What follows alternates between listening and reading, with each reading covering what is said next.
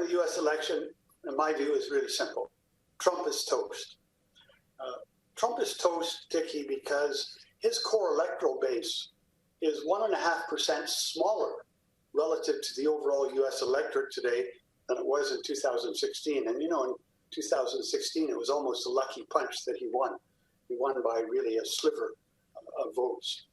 Number two, there's no significant third party this year to drain votes off from the Democrats like there was in 2016.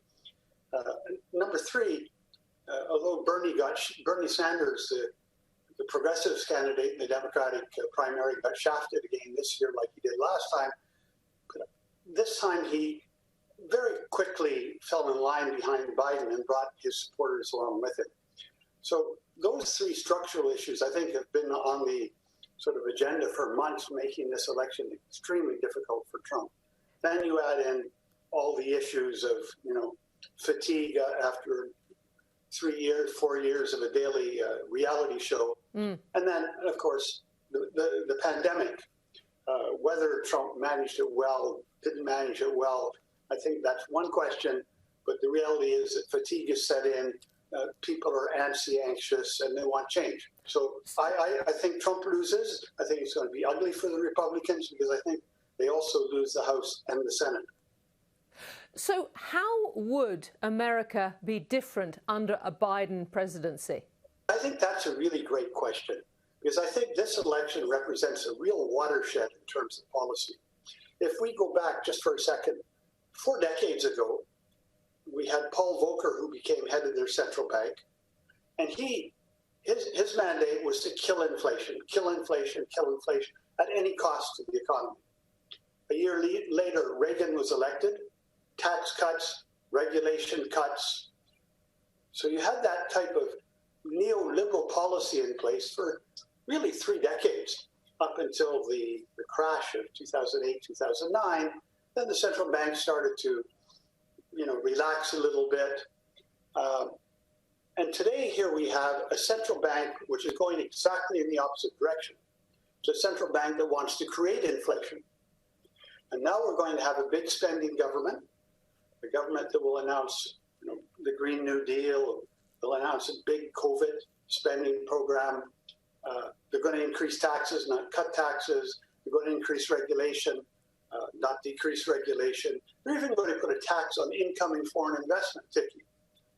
So if you put all of that together, today we have a U.S. economy that's poised to head in the direction, I believe, of inflation and over time, a re-rating of the stock market, because you're going to have an increased capital gains tax, an increase in personal taxes, an increase in corporate tax. You put all that together, I think what we see is over the short term, because there'll be a huge spending program, you'll see a sugar high in the stock market and it'll go to new highs we've even seen in recent weeks and months. And then I think after that, you'll have a significant re-rating downward of the equity market as investors come to terms with the impact of the re-regulation and the much higher taxes. Now, what about the region that you also know so much about, which is the Asian region, the Chinese region? What do you think President Xi will think of a Biden presidency, and how is China and Southeast Asia handling the pandemic? How's this all going to pan out? Tiki, anyone who says they're a China expert is, that's an oxymoron, right? China's so big, complicated, so many issues and people and factions and dimensions to this. But the Chinese, they were caught with the pandemic in the first few months. But in the interval, they have, you could say, taken no prisoners. They have been very, very aggressive on dealing with the pandemic. And China today, if you're there, you'll find that the economy is almost back to normal. Vietnam has done a really good job. Thailand has done a good job. Taiwan has done a good job. So all of this East Asian economy is going to come out of the pandemic in pretty good shape. China will do 2.5% growth this year. Vietnam 4%. Indonesia will do well. Bangladesh. So that region of the world this year is, if you can put it this way, an engine of the world economy. Europe is flat and going nowhere, contracting, especially now with the new lockdowns. Japan is really flat on its back.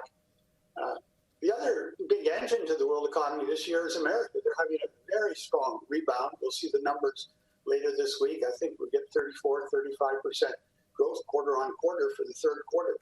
And you can't believe this, Nikki, but consumer spending in September in America was higher than before the pandemic started. So China and the U.S. will remain for many years the driving force of the world economy. I think one of the big issues facing both President Xi and the incoming Biden government, if that's what it is how to build a new architecture so that the two countries can sort of live with each other. At the IMF meetings in September, the IMF announced that China is already the world's biggest economy, if you look at things on a purchasing power basis. So the U.S. has got to come to terms with a country that's its size, which never had to deal with that for 75 years. And the Chinese have got to deal with the fact that, they need some type of modus vivendi with the Americans. Otherwise, nothing's going to fly. You mentioned the second wave in Europe. Europe struggling and with new shutdowns, and also the challenge of COVID in the US. Is this going to drive a different response from central bankers, do you think? Are we going to see modern monetary theory, MMT? Are we going to see helicopter money, negative interest rates in many of these nations? Particularly, I think we're already seeing that. And if equity markets go into a tizzy and the economy starts to fall back down again, you're just going to see more of it. In a sense, I think we have a central bank put on the world economy. So, yeah, I think you've got all of that. And who knows, if this thing doesn't reignite, if the economy doesn't restart, I could see central banks in Europe and America, and maybe in other countries, buying equities like the central bank in Japan buys. The central bank in Japan today is the biggest buyer of equities in the Japanese stock market.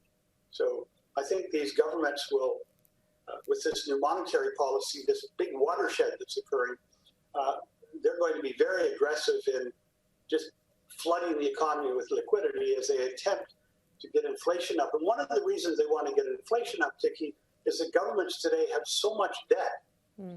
And what happens when you have a lot of debt? You pay it back? Well, that's not going to happen. You default?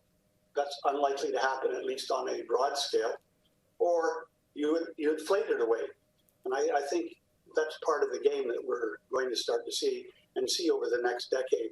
And Tiki, that's why I think if you're an investor, midterm, you want to own hard assets. You want to own anything you can't print, like prime beachfront property, like, I don't know, great classical vintage wine, gold and other precious metals.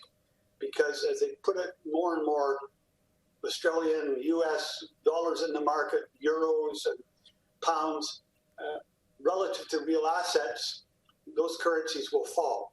Yeah. I wouldn't be surprised if you see, in addition, a 25, 30, 35% US dollar devaluation over this next 4 or 5 years, in part to deal with their chronic trade deficit.